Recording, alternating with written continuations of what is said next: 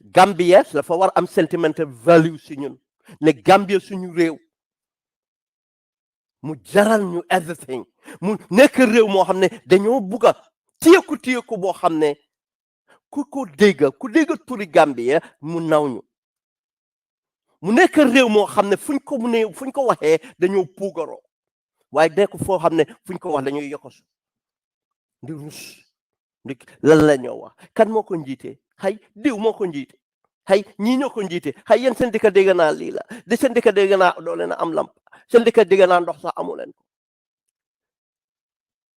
yow nga taxaw nag nga ne waaw yow lan nga dama jànga dama am lii lan nga am pour puugaroo yow lan nga su nekkee ne yow mënuloo oote xool sa bopp nga ne man fii laa jógee mun koo puugaroo bon yow fail nga ba pare moo tax society di su nekkee ne dañ measure suñ achievement onto our society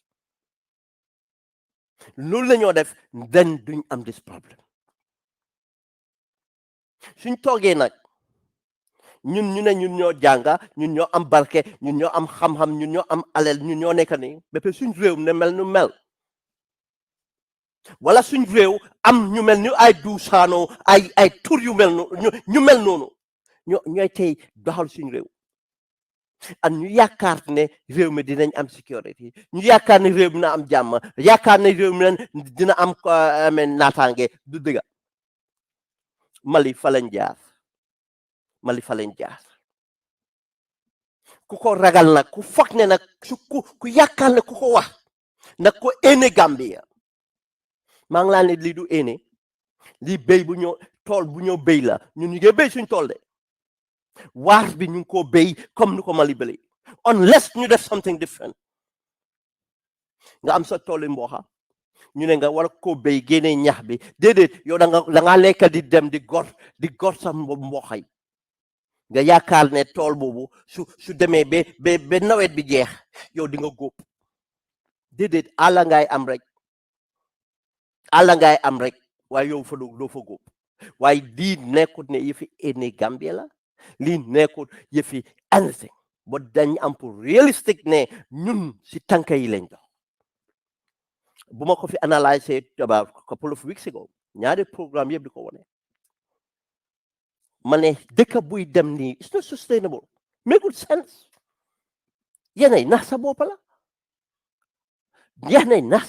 la ñu laaj suñu bopp lan la tax ba tey Gambia over 55 years mënuñoo assure suñu bopp amuñ stability ba tey ñu ngi nii almost 5 years foreign troops ñu ngi suñu réew ndig lan la tax foreign troops nekk fa ndig ñun dañ leen waxante dëgg tey ku toogoon seen kër ñu dégg coow seen kër dëkkandoor yi dugga si seen kër ñëw àtte coow bi dëkkandoor yi toog fa ñu ne déedéet nañ leen fanaan di coow bi dafa mel ni jeexangul dafa mel ni xol yi ba tey tempawul ñu fanaan suba jot ñu endu ngoon jot ñu fanaanaat di continuer endu di fanaan continuer endu fanaan yéen lan ngeen yéen kër googu yéen lan ngeen moo tax pour toog gis économique si réew mi it's not waxi ne dañ bañ économique or anything maa la wax tey su économique waxoon ne dañoo paa génna ñu bari ñu am fayda nañ génna de tey économique ne dañoo paaj maa la ne ñu bari nañ génna ngeen baalal ma so waxuma ñu am fayda bot ñu bari dinañ génna ndik xam nañ lu fa des why on an earth 55 years ñun ñuy toog di ragal suñu boppa économique tooguñ fa ndig Bissau dañoo ñëw daanu suñ kaw économique tooguñ fa ndig Sénégal dañoo daanu suñ kaw économique tooguñ fa ndig Guinée Conakry dañoo daanu suñ kaw nañ leen xoolaat suñ boppa moo tax ma ne we have to be very careful. Te suñ duggee into the issues pour understand ko bu baax soo gisee ñuy waxtaan beneen réew rek pour jàngee si réew bi la because make benn sense ñun mun na make nañ enough mistakes. Let's put it this way: make nañ enough mistakes to learn from it. But su nekkee ne ba tey ñu ngi toog learning from our mistakes nañ leen learn from other people's again ñoo xam ne ñu ngi continue ñoom tam. And if we do that, ñu xool historic of Mali. Since Mali was technically another frontier of the French, technically, I mean, marginalized or run part of Senegal and run part of the Great Sudan Lakes. Loolu la woon. The strategic importance of Mali yëpp was moo nekkoon the trade routes, just as Gambia. It was all about trade routes. moo tax soo leen demee xool history Mali ngeen xool how they were colonized moo tax dem leen xool ndax di ngeen gis the footprints of the French. No, it is a landlocked country. Apart from trade routes to the river, at the only strategic position what is a drop back from Sudan and on other countries. It was a drop back. That's only. Dëkk yu amoon strategic important mooy ay Morocco, mooy ay Senegal, and so on. And you can see the footprints of the French. But they eventually had their independence. Ñu am Modibo Keita. It was fashionable. That was Africa. You am a dictator, Modibo Keita, who served from 1960 to 1968. Got overthrown. It was fashionable. Coup d'etat. Musa Tarawale from 1968 to 1991. 1968 to 1991. A brutal dictator. Just imagine. 1968 to 1991. 1968, Gambia had a referendum. The referendum failed because the people did not approve of the leadership or for self-governance. 1970, Gambia had a referendum.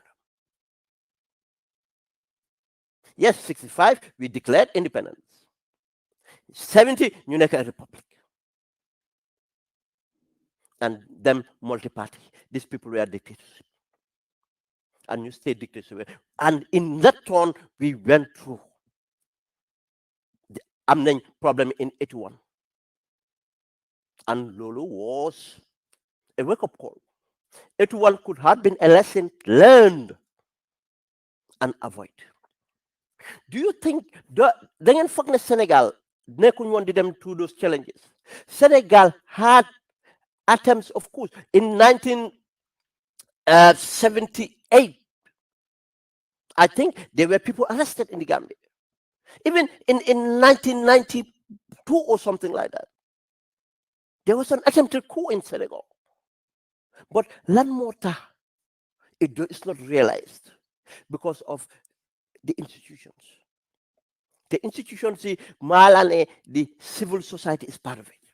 You have to really calculate. The civil society are not going to accept this. Don't accept need no Jelson constitution.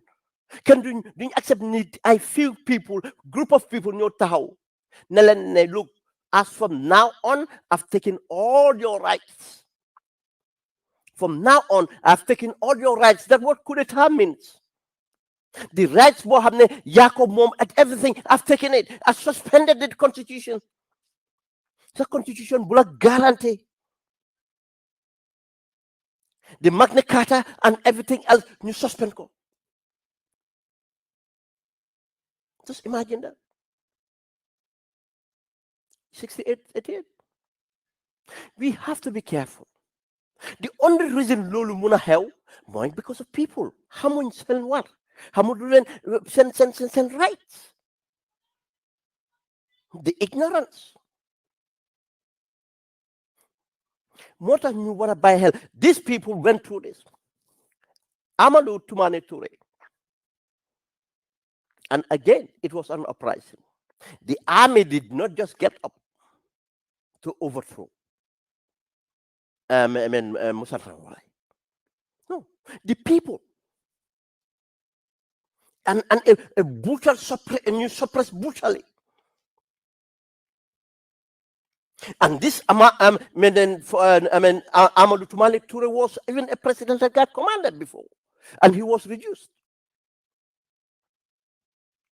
Must step up, but again we have to be careful. Coup d'etat dafa am lot of factors, but main thing be more for coup d'etat to be successful. In many cases now, it's going to lose legitimacy. I'll tell you that. We don't want to hear that, but that's the fact. That you have failed, the government have failed to more successful. But these people came out, and the opportunity arises. The Amadou Tumani Toure took it up. 1991, 1992, a transition. 12-month transition to democracy. New them elections. Alpha Conare. Alpha Conare took up 1992 to 2002. Stability. And everybody hailed Mali. But be careful. They went through a coup d'etat. That was an example. Wow. This actually is a soldier with a defense. But mu def ko mu taxaw make sure Alpha Conare jël taamam démocratie dem 2 times. Then Amadou Tumani Toure si boppam decide to come back and run as an independent candidate. Lan la ko def méritam on merit. The bumbu fi ne dafa dem push boppam into humanitarian efforts. The coordinate the fight of epidemic and so on, Bokasi AIDS campaign and other things. Bokasi peace, the doh peace ambassador and all those things. And we know and stood as an independent. And another lesson to learn more, he didn't have a party. He stood as an independent. First round, he came out first. But if I need support, guy knew support go, and he won the second round vote. And the parliamentary, he did not have a single person in parliament representing him. Opposition with no necker in parliament.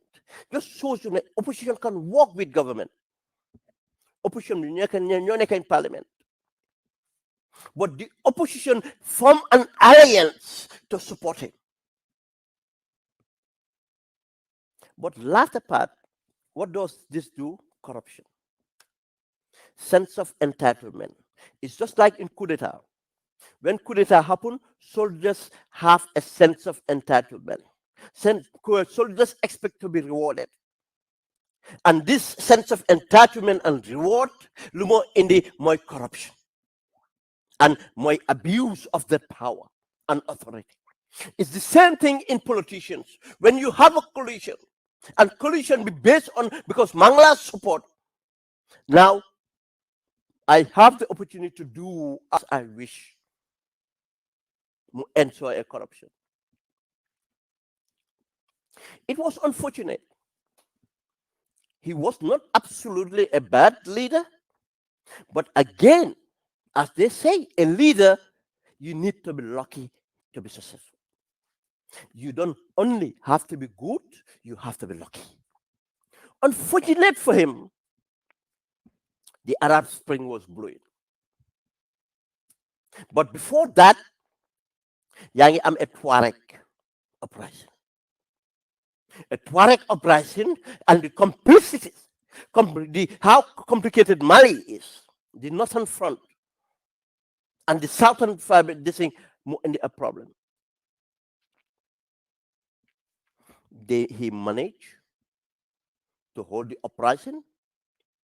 He managed to hold the uprising to a point. But when Libya encountered problems and the Arab Spring arms started to the float in,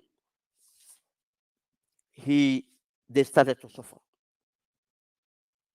They started to suffer the war that, I mean, the Tuareg and plus the Islamists, not only the Tuaregs now, those were nationalist movement, now you have the Islamists.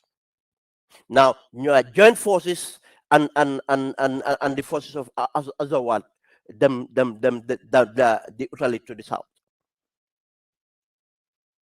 And the Malian army was just, I mean, ruined. That vacuum, you am a kudisa. So, I mean, one of the captains took that opportunity. Gisne, there's a vacuum here, and them overthrow Sarago. But the important thing to learn here, Moy, why? Because of they are in a war. No, let's second the government don't need the weak, because his second round, he, in order to assure a victory, Mudem make a deal with his coalition partners. And he have score over 70, demo second round. He had 71% of the vote due to corruption. Now, because of these people have given you, now they expect to be given back. Mota su nit ki di def dara te defu ko ndig rewam, defu ko ndig bugal rewam, daf ko def because of you have to pay back that transaction. Mota every political parties or presidents yu taw the so-called business people luy xew da nga am pour pay the transaction on corruption and so. Authority am doon na lu weak. The authority have in the first round, first term elections, first term in office, amako second term office. The opposition was marginalized. Now the opposition become the government. Instead, because of the majority of the opposition, you give them the serve. And then gisga the good governance amut. The Malian would have resisted. Things started to get difficult. And destruction Sibari and the Senegal guy them took power. Them took power. But he didn't sustain that power. Why? Motamani coup d'etat are difficult. You just don't go and do it. The move was not popular. Still now, the government among in weaknesses, but still now the government was popular. When he overthrew, yes, he managed to take over the installations. He managed to outrun the counter forces, but the people are more powerful. And because of the people are not so-called more supportive, the international community became effective. Okay? I'll get to that. Mali, to govern Mali is very difficult. It's a landlocked country. Mali, they depend, send dependence on foreign aid. Mali send dependent on international trade, can easily be tied off. Mali send dependence on exchange rate mechanism of the FRA and all those things. If the international community is well committed, Amut can kumuna impose Bopam into that position. The army can be put into order now. But we'll get to that. These things went on. This Senegal guy, few months, more guy negotiate, and he had an amnesty and guide them into transition, guide them out into transition. Kini Jonkunda Tarawale took over for 1 year transition again, but the failure of the transition again. But it was unfortunate. If the Tuareg rebels did not happen and the Libyan case did not happen, probably Mali, the democracy could have thrived. because of from from Alpha Conare to Amadou to Malik Toure. It was connected. It started to be progressive, but unfortunately, because of these external shocks, the country fell back again and moved them into this circle of coup d'etat again. And but when Jonkunda Tarawale took from 2012 to 2013, this Ibrahim Babakar Keita came in and spent the 7 years to yesterday. It's important to note. It's important to note then what happened here. Why the environment Abubakar Keita took power. And Abubakar Keita he tried many times. I think twice. He tried. He ran for elections twice. He failed. For the third time, he went and made deals again. Corruption. He won the elections through corruption. He made deals through corruption. The minute he came in, with all the challenges, you see, and Gambia, we have to learn from here. Gambia Dimba, when we came 2016, and Gambia is completely different. Mota, I keep on insisting, man, Lama insist ne Adama Barrow should not be there today. By constitutional order, I mean. Adama Barrow should be impeached, it is incompetent, and Adama Barrow is a risk to our national security. Then you want to use constitution be impeached, so don't have amning opposition. But Gambia will lack that opposition. Civil society can tell how the whole Adam Barrow accountable. The things they've been doing, the reactions, and yep, civil society kata better they go in opposition. On whole accountability, our people are dying, the economic is dead. What can Hamud Funyo them? Can Hamud Funyo them? You get talk, they get in the middle of pandemic. You maybe naka war games, then you military exercise. And opposition will not be. But because civil society agitated now can they good about the exercise. Legi, you get them turned around. You know, again, naked military exercise preparation for Darfur. Then you're offended. Do they? It's not preparation for Darfur. Ñun xam nañ lan tax ñu ko doon def. Ñun xam nañ lan tax ñu ko doon def. But the opposition ñu ngi noppi. This is the risk. Accountability amut. President bi mënut a génna the civil society ñoo taxaw pour mu génna. And what happened? President bi ñu indi ay clips yuñ dog jokkal. Ba tey dégguloo reaction to the president. President waxul dara ba dégguloo opposition. And this is very important suñ jógee si waxtaan bi why an alternative important. Dëkk bi mu ngi dem mu ngi suux. Now you get the Serakunda Hospital then ko transform to treatment center. What happened to the treatment center when you on demand? You see all this corruption on check. They get into millions and billions of dollars. Billions. Gambia must not them into this much of spending. We have not seen the evidence of that. The corruption in the fisheries department, corruption in the every mining department, corruption in everything. But nobody talks about it. Is the opposition complicit? Like Linton Boba? Is the opposition complicit in this corruption? You talk among institutional reforms and what of money when you look at Mali, what of money good governance. Pepe explain the importance of transition on these things. Mali. Just a minute.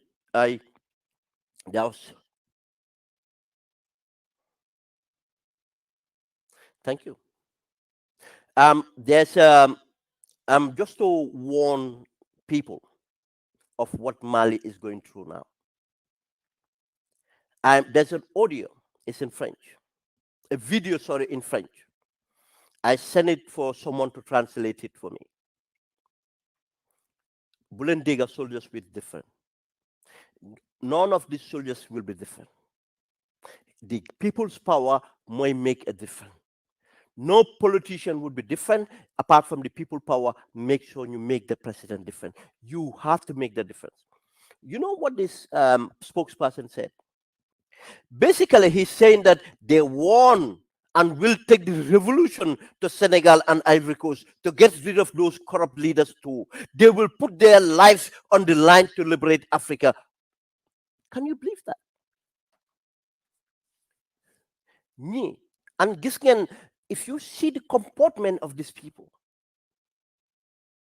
so len gisee the comportment of these people don't even have confidence.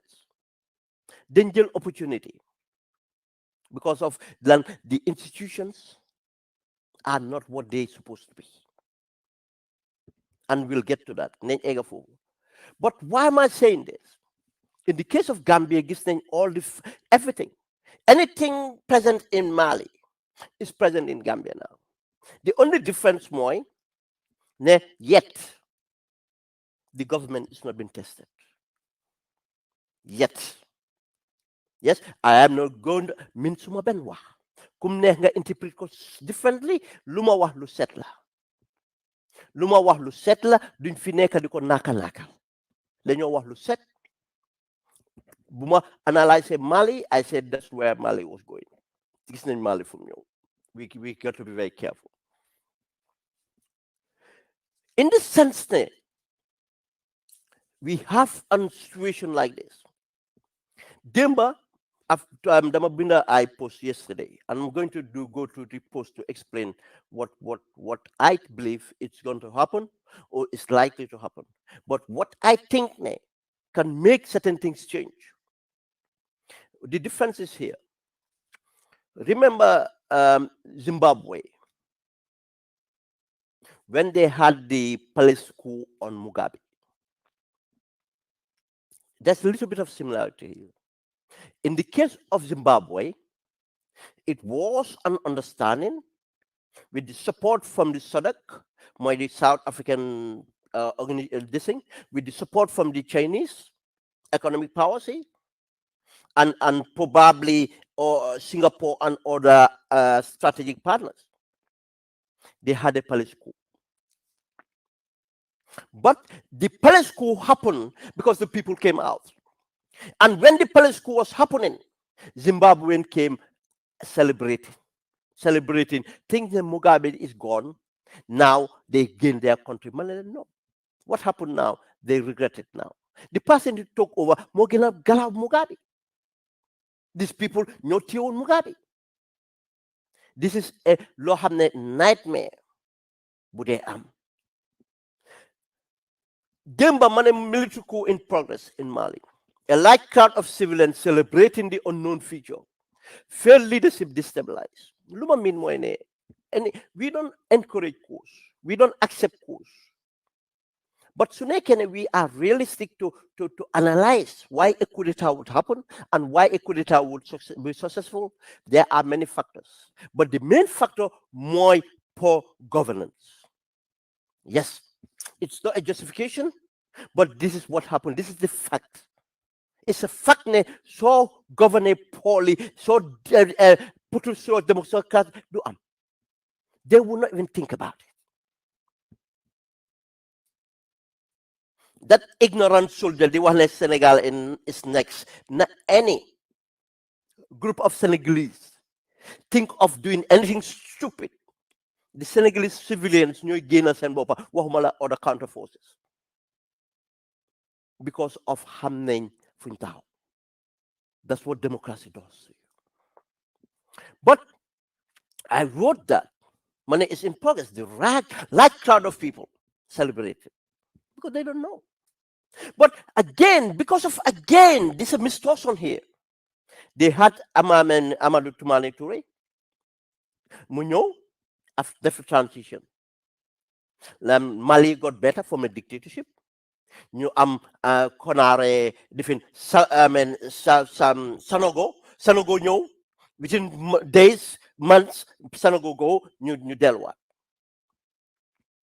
pour ñoom still they have not remembered the nightmare of course because from independent it was just a dictatorship. They have not demonstrated through an entrant coup d'etat bu continuer lefuñ ko. They don't know, but they are desperate as well. When I'm desperation, amuloo an alternative because of what the opposition is good as the executive. The opposition is bad as the executive. Léegi yow amuloo hope so opposition be functioning properly. Yes, what I mean more in any con probably or most likely do answer, but because of opposition is weak, the people have to come out. When people came out, it was not the opposition that led the people. What money change have to be organized. Change have to be led. Change have to be constitutional. Change have to be legitimate.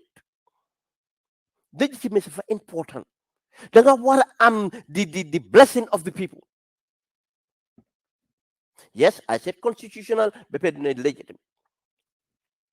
Because of legally, certain things would make things happen. Moreover, we have to be very careful. We have to organize ourselves. What do you know talk decade vacuum? A vacuum was existing. Because what is the present situation in Mali? Mali, the northern side, is not part of Mali technically. It's under the jurisdiction of the UN. Ñoom ñoo ko control. Mali, because of the politicization of events and the interference of the Wahhabis, now yangi am an ethnic conflict in the center of Mali.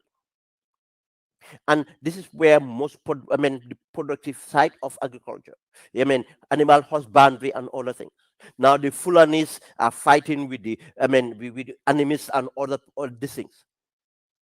Not only that, the borders of Mali, apart from the side of Senegal, in Burkina Faso area, there's kind of a scam going on. Towards Ivory Coast, there's a scam going on. Now Mali, loolu yëpp mu ngi dem on government bi ñu ngi gën a corrupt. Technically, NGOs are running Mali because of anything that come. Ñu ngi corrupt. The government ñu ngi corrupt, allow drug trafficking, money laundering, they run the economy, just as in the Gambia right now. It's been 1 year when those Lebanese were arrested with that cocaine. A day in court. Within 24 hours, they were bailed. A day in court, and nobody heard about it.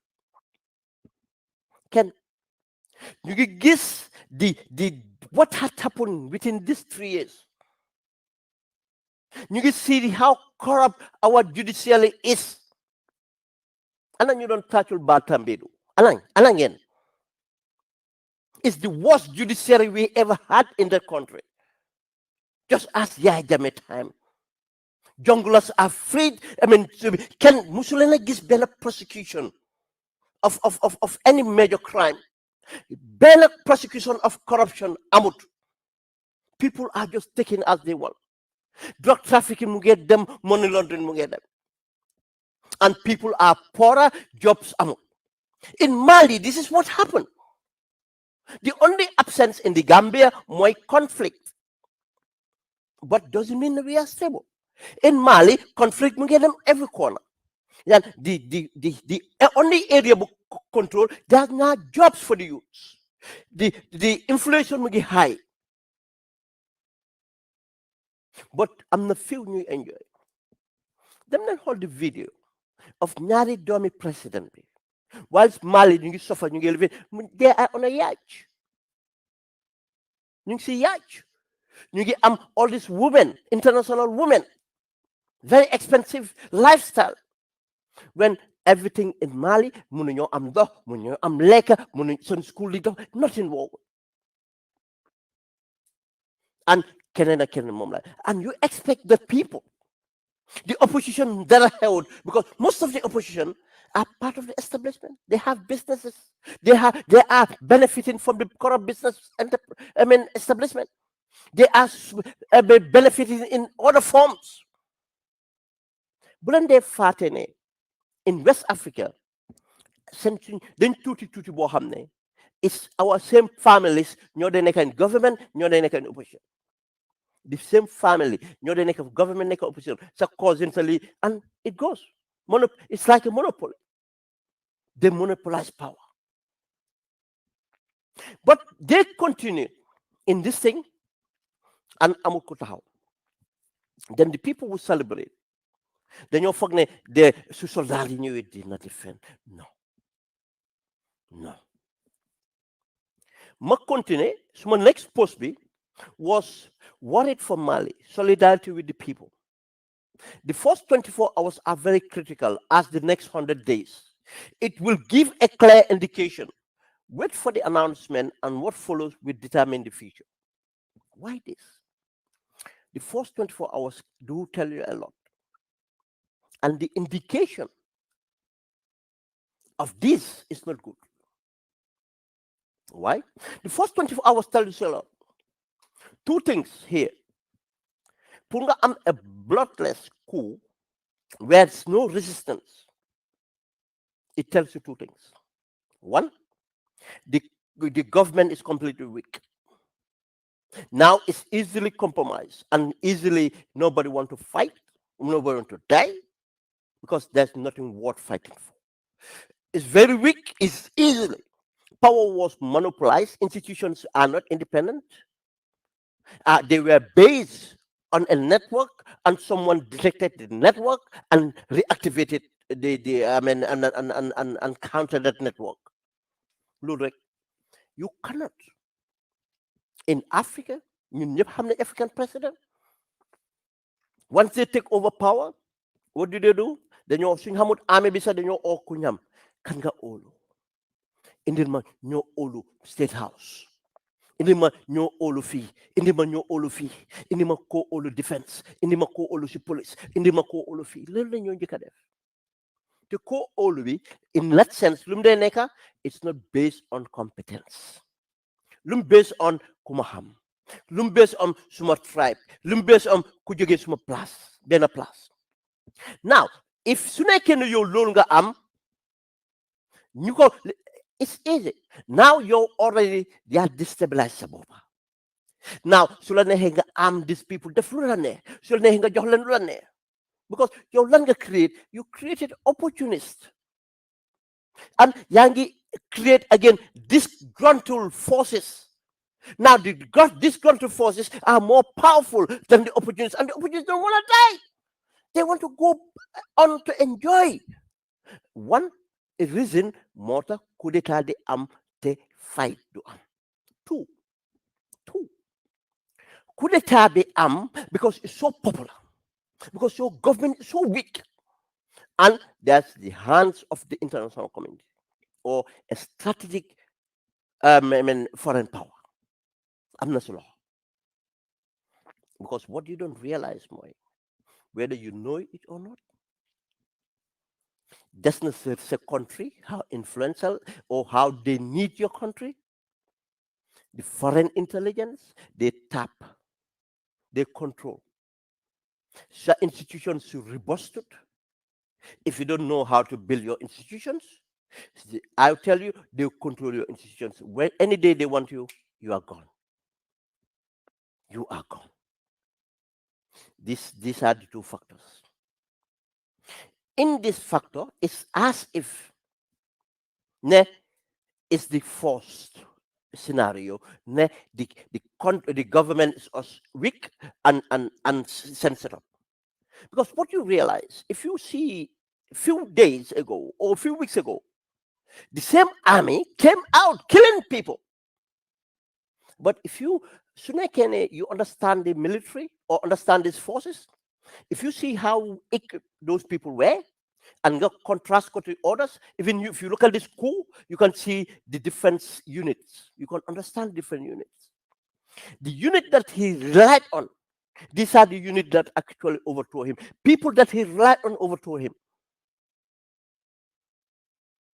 And these are the people, in fact, you them inflict pain.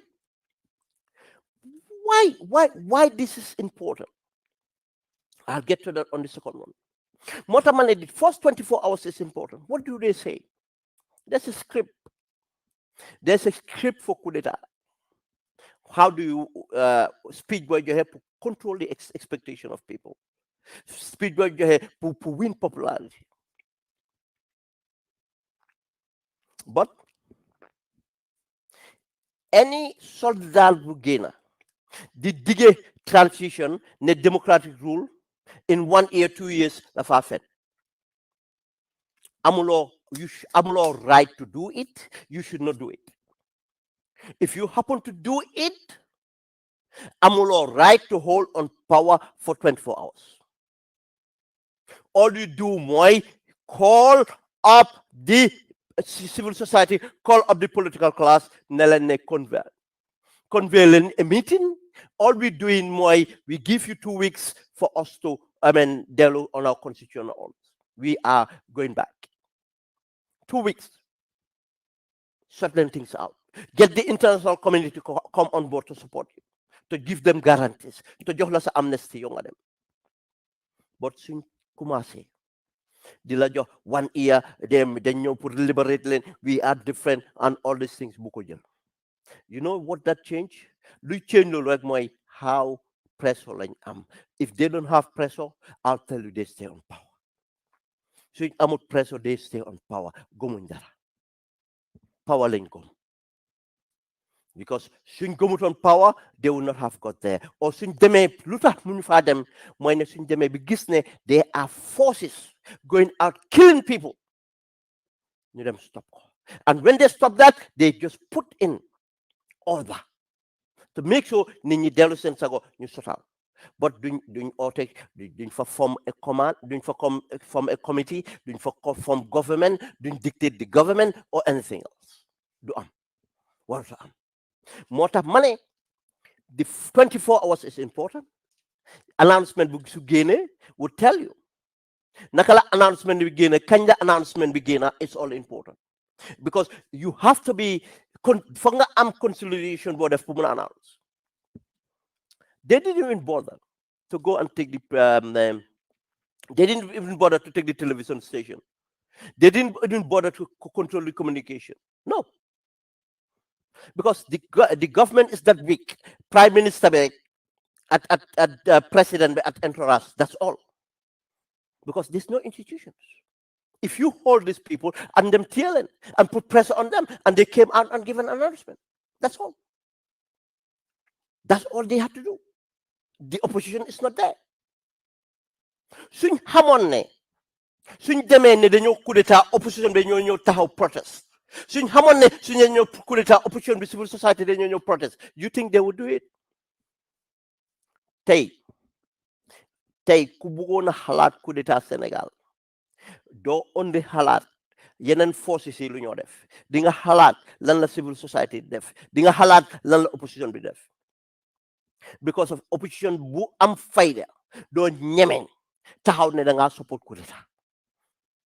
Sénégalais yi nañ la wax leneen yow sa life fa la jeex. Civil society bu am fayda doo taxaw ne di nga support coup d'état. Because of it's not their duty. Nekkul seen wareef. They are to protect the people. If the people come out in a number, you give them the right. So government will collapse, make sure all the arm and let them constitute. They have the right to protest, defend that right. But the 24 hours are very important because you have to manage this at Kanyla beginner and so on. But the 100 days, and I'll tell you this, I am predicting this. Bulan surprise elect ngeen eew ngeen dégg ne ñoomi neen. They will have to sort out themselves. For 100 days, ñoom, they are not looking forward, but they are looking within and you get to gannaaw. That's what happened in a coup d'etat. For 100 days, it's very important ngeen dem xool coup d'etat yu am àddina yépp rawatina coup d'etat boo xam ne amut that blessing. If this are successful, xool na la oo ne international ñoo ko nag suñ amee pression rek ñoomi neen within 100 days ñoomi neen nañ xeex ñoomi neen nañ éliminer tante pour am ku xama du mënuñoo am. That's the fact of coup d'etat because it's not constitutional. The script is a gentleman agreement. The script is a gentleman agreement ne waaw suñ coup d'etat lii la ñoo def. It's not constitutional. It's not binding to anything. Lan la ku gën a mun a manipulate sa morom ku mun a pull off. That's all. The only time it comes mooy ne suñ ko organise they go by rank bi bu ko dégga su nekkee ne yaa ngi amee rank bi te mënoo manipulate situation they take you out. The ku mun a manipulate situation will come and take you out. Kooku ñëw toog. What this tells you mooy lum laa woon mooy ne army bi amuñ doole lum laa woon ne coup d'état mënut a am su nekkee ne nit ñi déggu nañ dëkk bi déggu nañ politiciens yi déggu nañ civil society déggu nañ mënut a am because da nga am pour calculer lii yëpp. Just I said in Senegal you have to calculate lii yëpp. In Senegal di nga ragal ne su sëriñi murid yi taxawee ne bañ leen am nga problème su sëriñi tijaan yi taxawee ne bañ leen am nga problème su sëriñi suñ pare bañ leen am nga problème and these are all part of loo xam ne you have to calculate that. They are civil society but the intellectual class would not allow it. The ordinary Senegalese would not allow it. moo tax lan laa miin foofu mooy ne that's where awareness civic education important. Make people aware of that right. The 100 days important. It will be clear indication. What they lu ñoo wax du lu ñoo wax de lu ñoo def and they only def loo xam ne it's control mooy determine the future. I talked about 1991. Mali had a successful military intervention.